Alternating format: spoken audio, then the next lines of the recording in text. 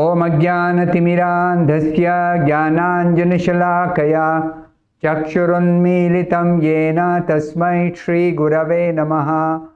नमः ॐ विष्णुपादाय कृष्णप्रेष्ठाय भूतले श्रीमते भक्तिवेदान्तस्वामिन्निति नामिने।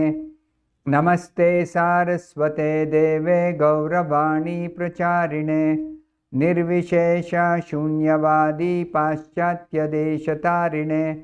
जय श्री कृष्ण चैतन्य प्रभु नित्यानंद श्री अद्वैत गदाधर श्रीवासादि गौर भक्त वृंदा। हरे कृष्णा कृष्ण कृष्ण हरे हरे, हरे Ram Ram Ram Hare Hare. Welcome to all the devotees for this exclusive question answer session. I already have some pending questions from the previous week. You can also post your questions on the live chat and I'll try to answer as many as possible, which I have here. In Srimad Bhagavatam, 1st canto, 1st chapter, 10th verse. What does over-dependence on others' mercy mean? To give the background for the other listeners, that in the 1st canto, 1st chapter, 10th verse, it is described that in this age of Kali, people have short lives, they're quarrelsome, they're lazy, they're misguided, they're unlucky, and above all,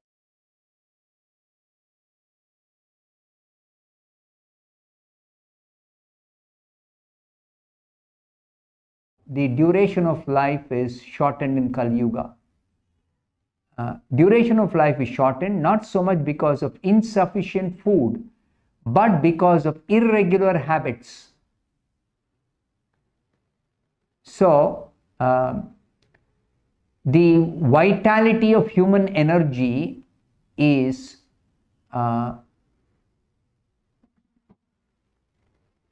sucked away by 4 things: overeating, over sense gratification, over dependence on another's mercy, and artificial standards of living. They take away the vitality of human energy.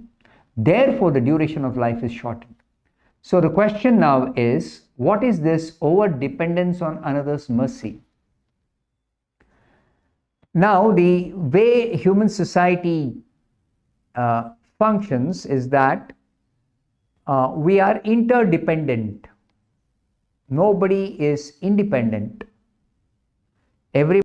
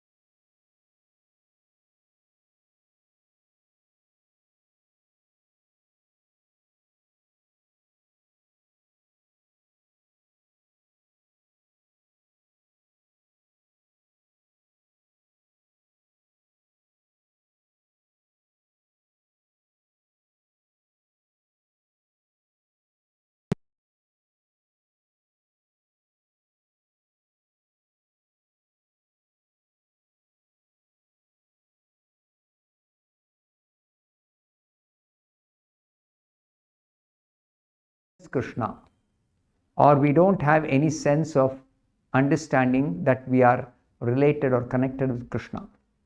So to understand I am spirit soul, Krishna is the supreme spirit, and there is a definite relationship between me and Krishna, this is called yoga, the relationship. Now, karma yoga means the method of establishing that lost connection with Krishna through karma, through action, is called karma yoga. And the method of establishing one's relationship with Krishna through devotion or devotional service, bhakti, is called bhakti yoga. Now, the difference is, in karma yoga, one is actually trying to perform activities in such a way that it will help the person to re-establish the lost connection with Krishna through performing the action itself. Just like somebody is performing some work so that they get some money out of it, and with that money they can satisfy their desires. They can utilize the money for their own sense enjoyment. So that is not karma yoga, that's simply karma. Whereas when the person performs some work and the results of that work he offers it to Krishna, then the work becomes karma yoga. It's not karma. The difference is yajnarthat karmanaha anyatra lokoyam karma bandhana.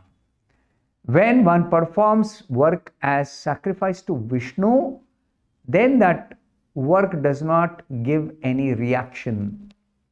And when work is done and the results are utilized for one's own sense gratification, either one's own sense gratification or extended sense gratification of family members or community or society or nation or even the humanity, whatever, but not offered to Krishna, then such work is always binding. It is resulting in bondage, material bondage. So if you want to be free from bondage, you should do work and offer the results to Krishna. Of course, the work should not be sinful activities. That is also an important point to consider. Not any work, but work which is of the nature of those which are sanctioned by the Shastra, pious activities. So perform pious activities and offer the results to Krishna, then you're performing karma yoga. Bhakti yoga is directly engaging in activities which are meant for serving Krishna. Just like directly working for Krishna, directly doing any activity which is meant for devotional service to Krishna. Just like offering arati to Krishna, studying Bhagavad Gita, preaching the message of Krishna in the Bhagavad Gita to other people who may not be conversant with that message. All these are bhakti yoga activities, direct devotional service to Krishna. In this, there is no question at all of what should I do, how should I do, and what is to be done with the result and outcome. All those considerations are not there at all. It is very simple, straightforward. I am ultimately a servitor of Krishna, servant of Krishna. So I simply have to serve Krishna. That's all. It's very, very, very simple, straightforward, direct. That's Bhakti Yoga. Next question. Any duty is successful if it generates taste for Krishna. How to discharge our material duty? For example, how can we make our office work successful as it is not invoking any desire for Krishna? Now, duty, when we say duty, we have two kinds of duties, material duties and spiritual duties. Spiritual duties are directly in relationship with Krishna, whereas material duties are based on our circumstances, our situation before we take to Krishna consciousness. In our ordinary day-to-day life, we have so many duties because we have obligations. I take service from someone, then I have to give back service to that person. When I was a small child, my parents took care of me. I was totally helpless. Now when I'm grown up, I have to give them service. I have to acknowledge the service I have received.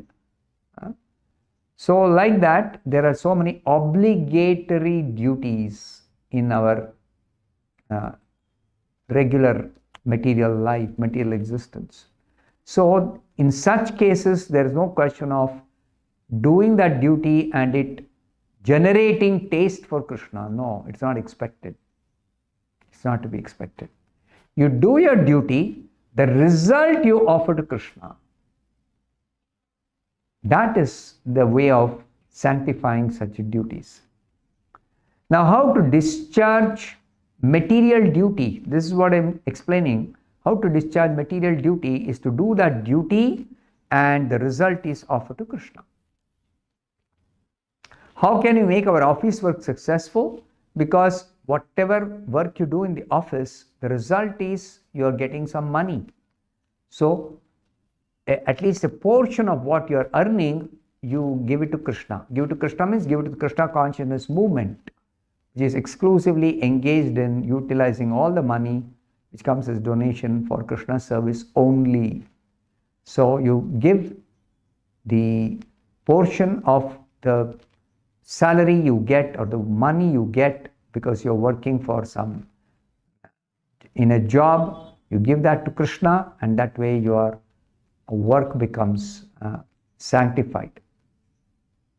Next question. We understand Sri Raja Dhiraja Srinivasa Govinda deity installation is happening on Vaikuntha Hill. When will Vrindavan Chandrodaya theme park and Krishna Leela theme park be completed? Vrindavan Chandrodaya Mandir,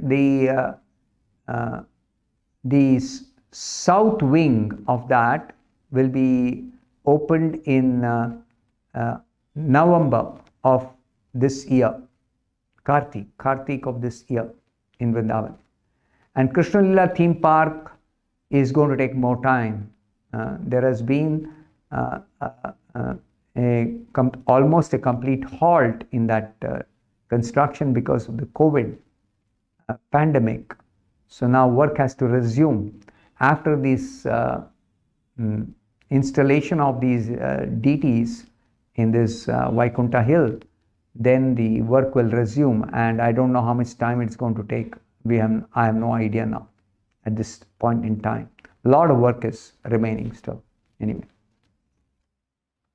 Next question. Is Shiva the name of the Supreme Lord? Shiva has got many meanings. One of the meanings of the word Shiva is auspicious. So Krishna is all auspicious. So Krishna can also be called as Shiva. Now Shiva, as the Devata, we know, he is actually a Devata. He is a demigod. He is not the Supreme Lord. So the Devata Shiva is different, and Shiva, when it refers to the Supreme Lord Krishna, it means Krishna is all auspicious.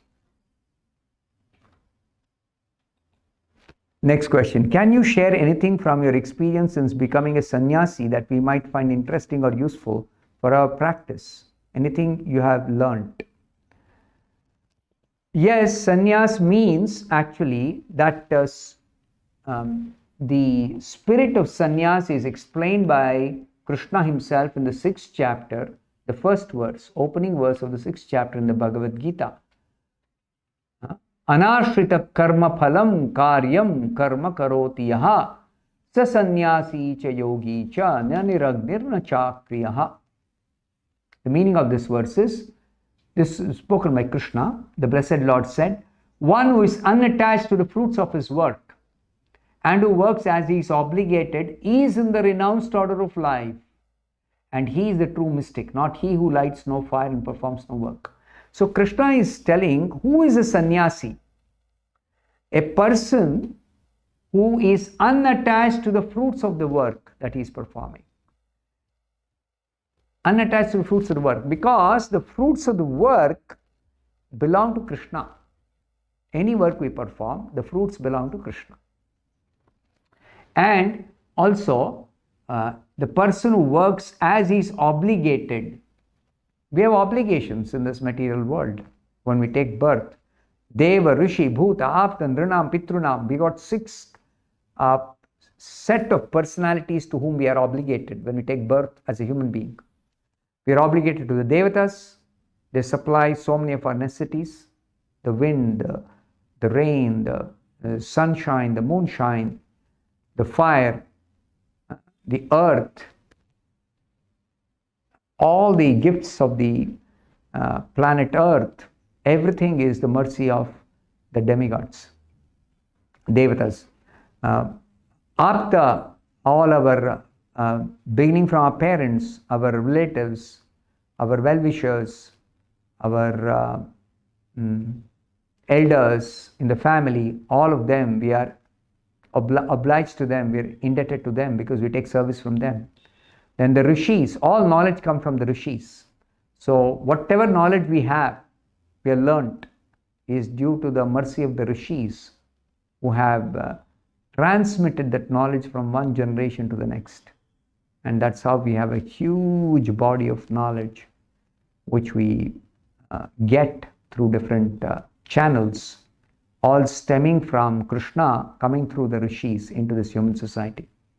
Like that, we are taking service, we are obligated. So if we perform our work as we are obligated, perform our duties towards different personalities, then such a person is a true sannyasi. That's what Krishna is telling. So the spirit of sannyasi is that being a servant of Krishna originally, I'm simply meant to engage in Krishna's service. This is the spirit of sannyas. So sannyasi is always to be engaged completely in devotional service to Krishna. And sannyasi particularly accepts the tridanda. This tridanda, this one. So this tridanda is signifying that the sannyasi who carries this tridanda has dedicated his body, mind and words exclusively for Krishna's service. So that is the significance of sannyas. So experience as a sannyasi, of course, after taking sannyas, since my main duty is to travel and preach, it is very interesting, this traveling and preaching. Of course, there are some challenges. Traveling is not easy at all, but still the experience of meeting different kinds of people and sharing our whatever I have learned in Krishna consciousness and giving the message of Bhagavad Gita, passing on the message of Bhagavad Gita and Bhagavatam and the glories of Krishna to newer and newer people. That is very interesting, and that is something which is very satisfying. So everybody can do it. It's not just only a sannyasi has got the opportunity for preaching. Chaitanya Mahaprabhu says, Jare dekho tare kaho Krishna upadesh. He has given an instruction for everyone. Whoever you meet, you tell them about Krishna. At least you tell them, please chant Hare Krishna. So, like that, everybody can engage in preaching Krishna consciousness to whoever they meet, especially if you meet people who do not know anything about Krishna consciousness. Then definitely tell them about Krishna consciousness. Simply by telling, you are actually following Chaitanya Mahaprabhu's injunction or instruction, and that will please the Lord, and He will bless you to make rapid advancement in your own Krishna consciousness. And it is also important that we notice when we actually travel and try to preach, we see so many people are actually in ignorance about Krishna.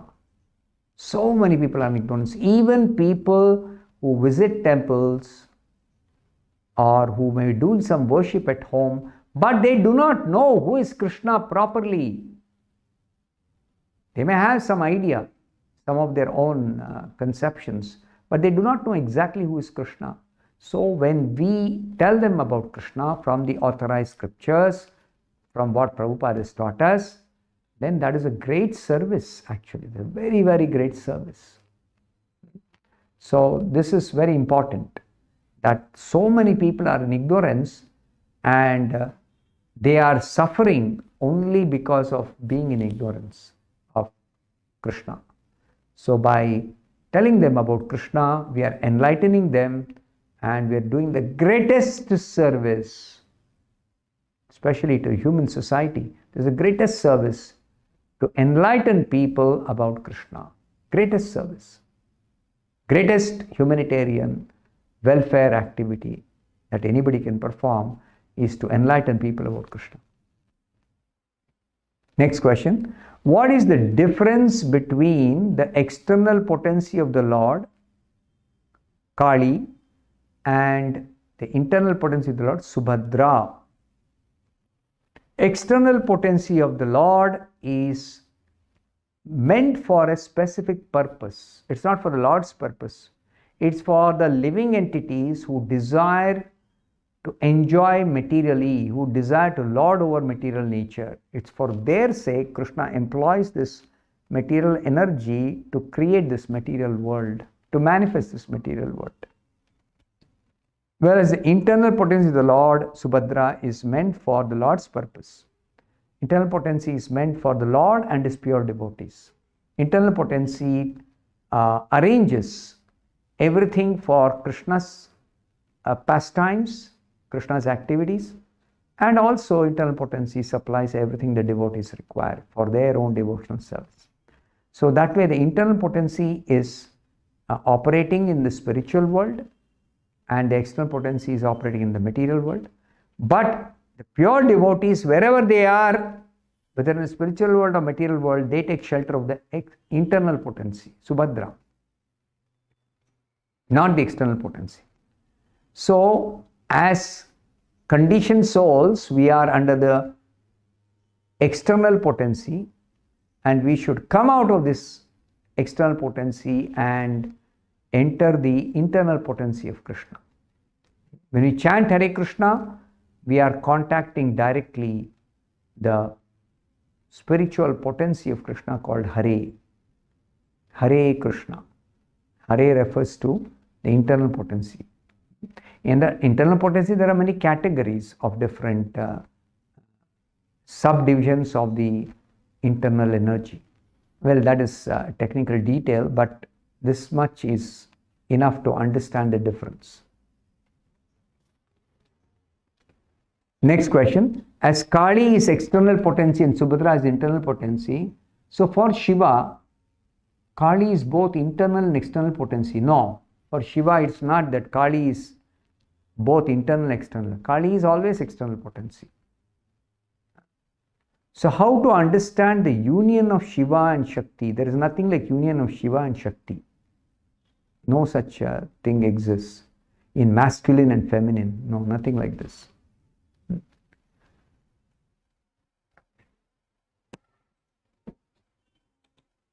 Next question. What is the significance of Abhishekam to Lord Sri Krishna and what benefit a person witnessing it will get spiritually? Abhishekam to Lord Krishna is one of the services, devotional services rendered by a devotee to the Supreme Lord. It is part of Archanam. 9 types of devotional service are described in the Srimad Bhagavatam. Shravanam, Kirtanam, Vishnu, Smaranam, Padasevanam, Archanam. Archanam means worshipping the deity. So Abhishekam is part of deity worship. So it is part of Archanam. So it is a specific way in which a devotee can render devotional service to Krishna. So what is the benefit for somebody who witnesses the Abhishek of the Lord?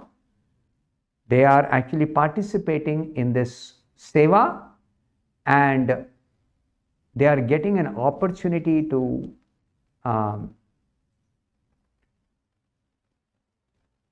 actually get the blessings of the Supreme Lord by witnessing, by seeing the deity of Krishna, by seeing the worship of Krishna, by participating in the Abhishek ceremony, even as a devotee who is witnessing it, we are actually advancing in Krishna consciousness. It is spiritual activity. It is a spiritual activity, witnessing the Abhishek of the Lord. Of course, the important point is the mind has to be engaged in that specific activity. Whatever devotional service we may do with our body, we have to engage the mind also in that service. That's very, very important aspect of bhakti. Just like when you're chanting Hare Krishna, our mind has to be engaged in the chanting, hearing, counting the Mahamantra. Like that, the engagement of the mind is very, very important aspect of our participation in devotional service. Next question. Is it possible to replace identification with the subtle body in 21 days? Identification with subtle body is very, very deep-rooted. It's very deep-rooted. First of all, we don't even perceive our subtle body. In the beginning of Krishna consciousness, we don't even perceive our subtle body. As we go on making advancement in Krishna consciousness, we distinctly are able to recognize the mind separate, apart from the body, the gross body, or the senses. Apart from the senses, we can perceive the mind, our own mind. And then we can also perceive our intelligence. Then we can also perceive our false ego. And to be able to come out of this identification with subtle body requires Krishna conscious practice and advancement in such practice to come to the stage of not identifying with the body or the mind or the intelligence or the false ego, but to identify oneself as servant of Krishna. That's the real identity of each one of us. So that requires time, that requires practice, that requires cleansing of the heart. So that is there. So 21 days, whether it is possible, depends on what level the practitioner is at the present moment before beginning this 21-day practice. And it also depends on the method adopted for coming out of this identification with the subtle body. What is the method that one adopts? The best process is the process of bhakti yoga among all the yoga systems. But in bhakti also, if one engages in hearing and chanting the holy name of Krishna, then that is very, very effective and powerful process. Then one has to try, as far as possible, try to engage wholeheartedly in this practice of Krishna consciousness for 21 days, and then after 21 days you can yourself see the result.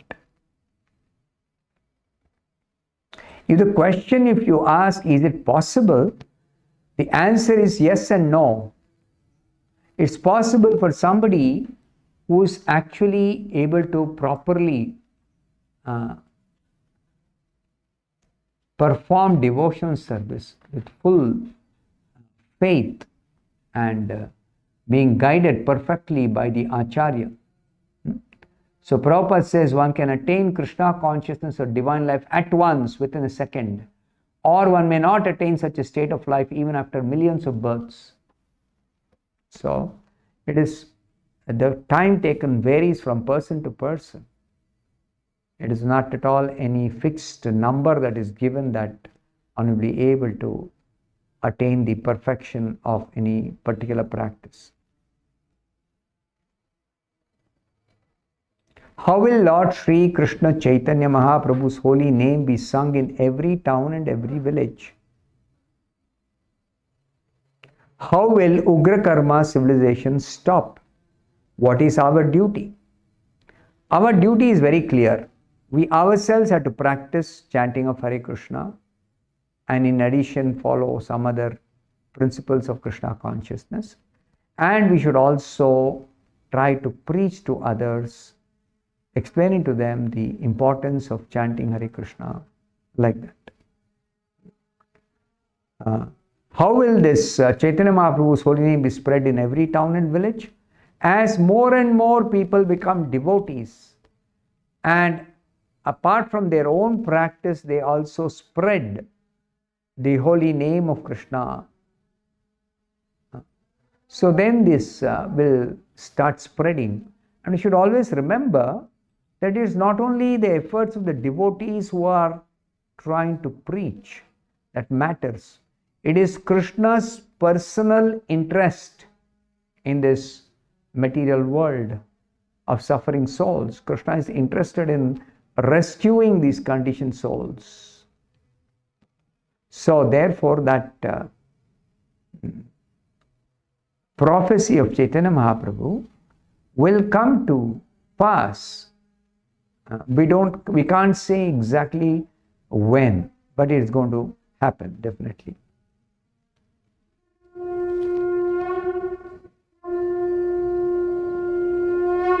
When will the Ugra Karma civilization stop? Now the Ugra Karma civilization, whether it stops or does not stop, is not our concern at all. Because even if it is present now, we are not concerned with it. We are concerned with devotional service and some simple means of maintaining ourselves by doing some simple activities which are able to help us maintain our body. So we don't have to wait for this Ugra Karma civilization to stop for us to do our devotional service, for us to spread Krishna consciousness, for us to prepare ourselves to go back to Godhead. We don't have to depend on any of these things. Is it true that when we move towards the upper planetary system, the body gets more and more subtler? Yes, that's a fact. And grosser while going towards the lower planetary system. Grosser means more in the modes of passion and ignorance, and a characteristic lack of sattva guna is a symptom of people who are forced to take birth in the lower planetary systems. How to understand it? See, the subtle and gross you have to yourself experience, or you can read about it as much as is available in terms of information or the knowledge about it. That to get an understanding of what is gross and what is subtle, or rather how subtle is different from gross, we cannot really just go by some descriptions. We have to get a feel for it within our own heart. Then only we can begin to understand better. Next question. There are so many spiritual organizations who teach different concept of spirituality. How to deal with those people as we follow Prabhupada's instruction? They don't accept Krishna philosophy while we argue with them. Now, argument as a method of trying to preach or convince somebody else doesn't always work, because if somebody has to argue, then there has to be a basis for presenting the arguments in favor of Krishna consciousness. But if people are not willing to follow those regulations of how to present argument, then we cannot expect that people will respond positively. So therefore, we try to preach to people who are willing to listen to us, who are favorably inclined towards devotees or pious people. Such people we try to preach. Of course, a pure devotee does not discriminate between somebody who is willing to hear or unwilling to hear. They don't discriminate. Whereas we have to make the distinction.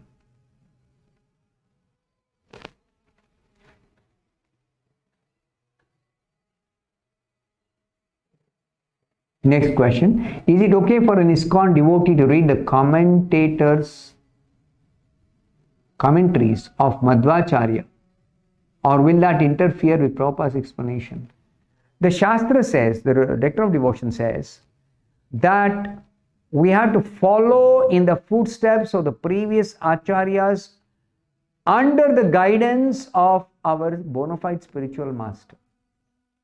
So under Prabhupada's guidance, we have to understand what is the commentary of Madhvacharya or commentary of any of the previous Vaishnava acharyas. We understand as explained by our spiritual master, as presented by our spiritual master. So Prabhupada, when he writes purports, he is, especially the Bhagavatam purports and even the Bhagavad Gita purport also, he is sitting with so many commentaries of the previous acharyas and is presenting that same message, that same explanation in English language for our understanding, in easily understandable, simple English. So that is Prabhupada's mercy, that he helps us understand by citing the previous acharya's commentaries, or even not citing it but actually explaining whatever the previous acharyas have told directly by speaking about it like that. If we try to directly read, we will not be able to understand, or even if we understand, we may not get the exact sense in which it is being explained. Madhvacharya has written in Sanskrit language. Now in Sanskrit language, a word has got different kinds of meanings. Which meaning will you apply? How will you decide which meaning to apply? So don't attempt all that. When Prabhupada holds a commentary by Madhvacharya, he knows exactly what is Madhvacharya telling, which word means what exactly he knows. Prabhupada knows. So Prabhupada can refer that, but we cannot refer it. If we refer also, it's not going to be of any positive benefit in terms of spiritual advancement. Next question. Is having non-grain prasadam like sabudana khichdi on Ekadashi a regulated sense gratification? Now, whatever item whoever eats whenever, if the attitude of eating is let me enjoy my senses, then that is the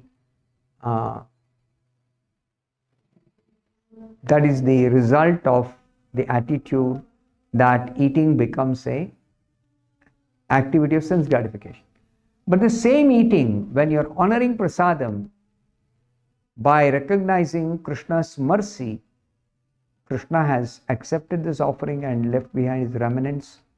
So we accept that as mercy of Krishna. And we don't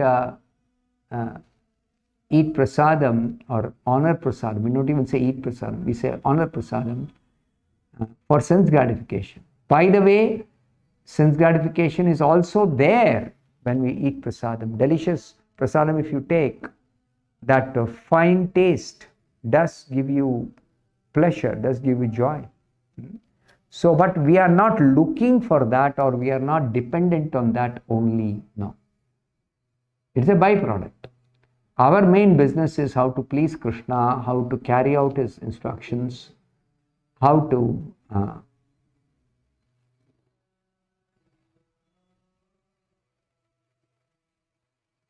serve Krishna for his pleasure. That is the attitude of a devotee. So even this prasadam, accepting prasadam. Now, why would somebody take Nonlin prasadam on Ekadashi? It is because they are unable to fast totally. They are unable to fast by simply accepting some water or accepting some milk. They are unable to fast like that. So it is advisable for such people to take some non-grain prasadam. But that is taken for the sake of maintaining this body, and prasadam part is going to nourish our soul. Then the subtle part of that prasadam is going to nourish our mind, and the gross part of the prasadam anyway actually helps us to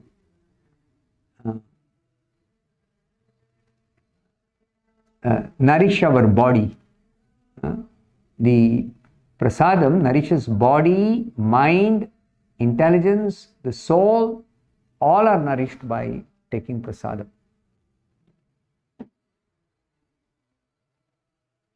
Next question, is outflow of semen from the body a violation of the regulative principle?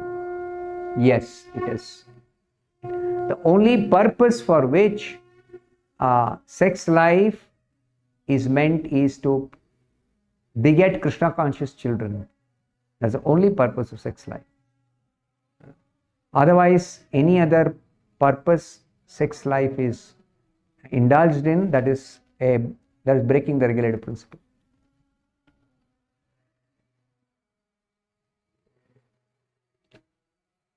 Next question, why is Brahman referred to as the supreme absolute truth instead of Parabrahman?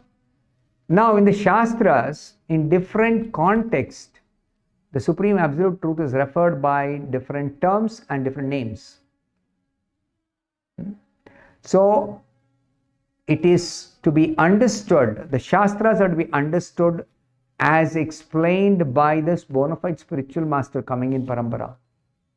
So, when Prabhupada explains, he gives us the correct understanding without our having to guess or speculate or figure out. No. Prabhupada is presented the correct meaning of any word that is used in the scriptures. Prabhupada has given us the correct meaning. So we take help of Prabhupada to understand exactly Brahman, whether it refers to living entity or Brahman refers to supreme absolute truth, Brahman refers to the effulgence of Krishna, Brahman refers to the impersonal feature of the absolute truth. We have to understand from Prabhupada's explanation.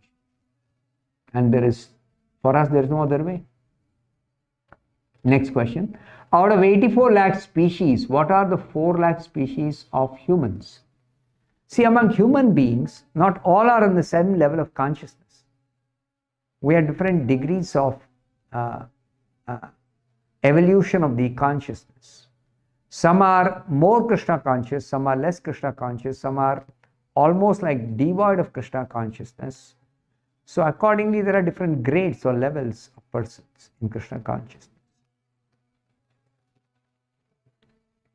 So the 4 lakh human species pertains to the human beings on the earth, and even on the earth, the civilized, uncivilized, And in uncivilized human beings, there are so many categories. So they're all of different species, depending on the level of consciousness. Then there are devatas on the heavenly planets, residing on the heavenly planets. There are siddhas, there are charanas, there are vidyadharas, different grades of consciousness. So they're all different species of human form of life. Next question. Srila Prabhupada often refers to the birth of cats and dogs as a lower grade of life, because they are in mode of ignorance predominantly. How to understand why so many rich people keep these animals as house pets and shower so much attention and care for them? Prabhupada explains that a human being has to serve and has to reciprocate with another living being when we are in this human form of life in this material world on the earth planet. But if somebody is unable to render service to another person or unable to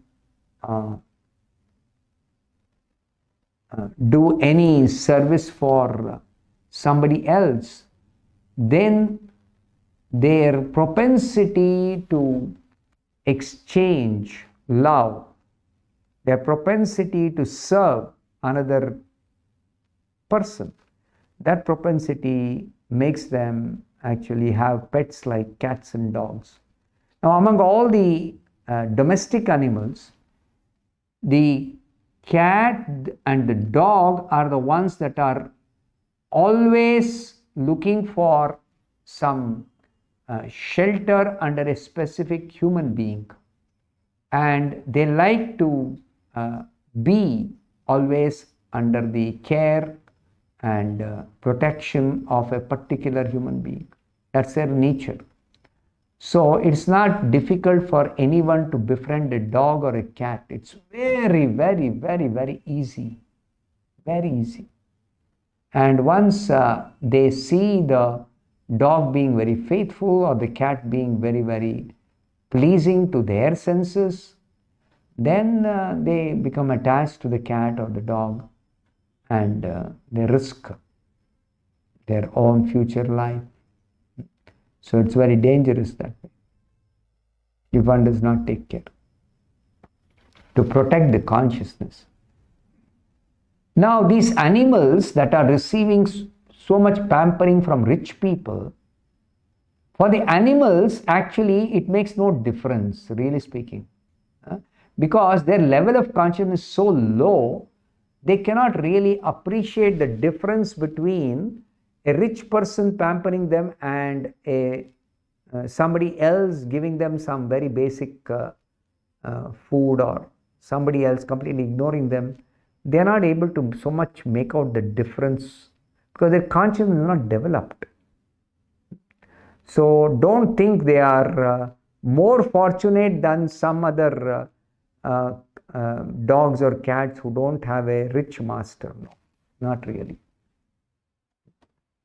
Besides that, whatever be the grade of the treatment received by a cat or a dog, its consciousness is so very much covered, it cannot take benefit of that to do any spiritual activity or make spiritual advancement. So what is the use of it?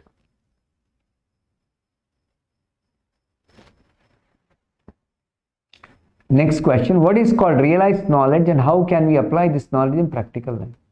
Realized knowledge is knowledge which we assimilate by practicing devotional service, by following the principles of sadhana bhakti, and realized knowledge is real application of these spiritual knowledge that is taught in the scriptures, that is taught by the acharyas. So such realized knowledge, there is no question of applying realized knowledge. Realized knowledge means applied knowledge only. Applied shastric knowledge is called realized knowledge. So when we come to the stage of not only knowing what is Bhagavad Gita teaching, but also practicing or following that, putting into practice in our daily life, that only then we can understand what is this realized knowledge. You might read, chant Hare Krishna in the scriptures and the glories of the holy name. But unless you begin chanting, that realization of the importance of chanting will not be understood by you.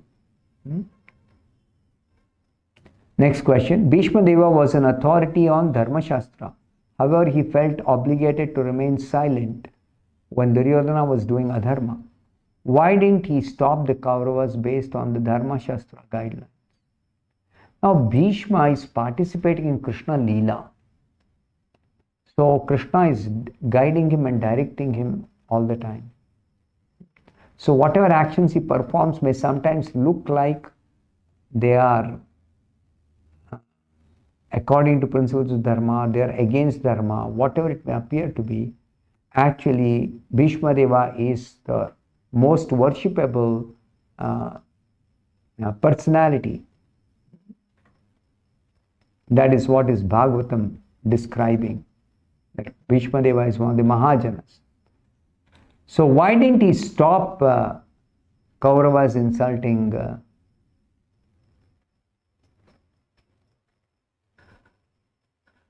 Draupadi? Why didn't he stop? Because at that moment he became overwhelmed by the position of the Pandavas and how Kauravas had actually tricked the Pandavas to actually cheat them. So he was overwhelmed by that situation, and he could not either say the Kauravas to stop or try to help Draupadi or try to appeal to Dhritarashtra. Nothing they could do.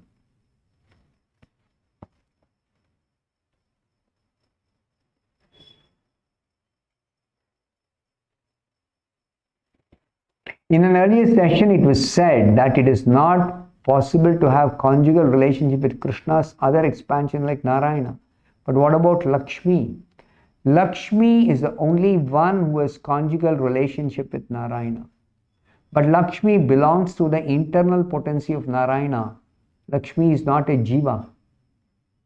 So when it is said it is not possible to have conjugal relationship with Krishna's other expansions, it means that the living being who belongs to the marginal potency, such a living being cannot have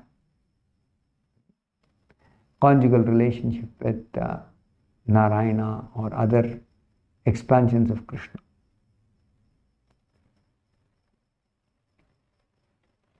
Next question.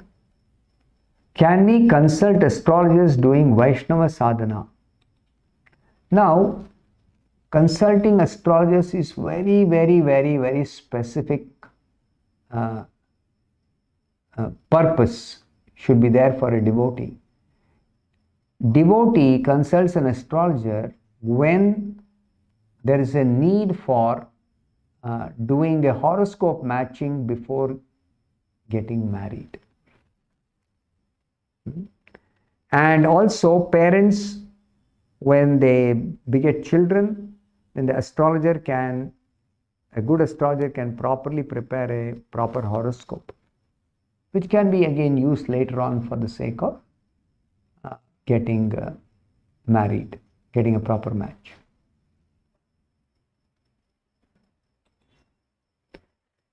So can we consult means a astrologer doing Vaishnava sadhana definitely is better placed than other astrologers who don't do Vaishnava sadhana. That's a fact. But can we consult means there is no need actually to consult too much an astrologer, a good astrologer. As a devotee, one need not consult very frequently. As I said, only 2 occasions in our samskaras that we perform, the preparation of the horoscope is called Jata Karma at the time of birth of the child. And this marriage is called Vivaha Yajna. So these two times the astrologer may be consulted. Next question. Since half of Shivaloka falls in the spiritual world, other half in the material world, there's nothing like this mentioned anywhere in the Shastra. It's not correct. Shivaloka, Shiva's abode is in many places, because Shiva is present in his various expansions and forms in several places. Just like there is a Kailasa, abode of Lord Shiva in the Himalayas, there's a Kailasa planet in this material universe. There is Shiva's abode in the spiritual sky called Mahesh Dhama. So many places Shiva's abode is there. So there is no question of Shivaloka, half in spiritual world, half in material world. No such thing. Is Lord Shiva's body also made of Satchidananda particles like Lord Krishna? Everybody is a Satchidananda personality, every living being. But we are qualitatively equal to Krishna, but quantitatively we are very, very tiny. Krishna is unlimited, unlimitedly great, unlimitedly powerful, etc. Whereas every living entity, including Lord Brahma and Lord Shiva, they have very limited energy, limited resources as compared to Krishna.